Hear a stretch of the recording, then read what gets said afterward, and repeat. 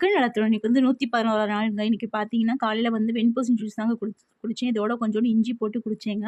Suppose உங்களுக்கு சளி பிடிக்குமா இருந்துச்சுன்னா, கொஞ்சம் இதில பெப்பர் போட்டு கூட நீங்க குடிச்சுக்கலாம். அதுக்கப்புறம் வந்து பழைய சோறு தாங்க. பழைய சோறு சும்மா ஒரு கை அளவுக்கு கொஞ்சமா தாங்க இருந்துச்சு.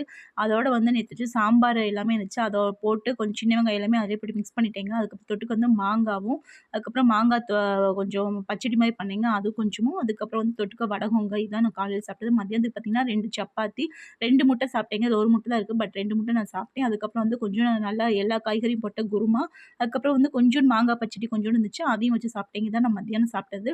ஸோ இது வந்து கொஞ்சோண்டு சப்பாத்தி எடுத்து அந்த முட்டையோட கொஞ்சோண்டு அந்த கிரேவி வச்சு சாப்பிட்டோம்னா அவ்ளோ டேஸ்ட்டா இருக்குங்க. வயிறும் நல்லா ஃபில்லிங்கா இருக்கும் இப்படி சாப்பிட்டீங்க அப்ப நான் வந்து அதுக்கப்புறம் கடைசியா வந்து 1 டம்ளர் மோரோட முடிச்சுட்டேங்க. அதுக்கப்புறம் வந்து ஈவினிங் பார்த்தீங்கன்னா, தண்ணி பழம் சாப்பிட்டேங்க. இதான் நான் இன்னைக்கு சாப்பிட்டது. நீங்க என்ன சாப்பிட்டீங்க? கண்டிப்பா கமெண்ட் பாக்ஸ்ல சொல்லுங்க. உங்களுக்கு இந்த வீடியோ பிடிச்சிருந்துச்சுன்னா லைக்கும், ஷேரும், சப்ஸ்கிரைப் மறக்காம பண்ணிடுங்க. நீங்க பண்ற ஒவ்வொரு சின்ன லைக்கும், சப்ஸ்கிரைப் எனக்கு சந்தோஷத்த குடுக்குங்க. வாழ்க வளத்துடன்.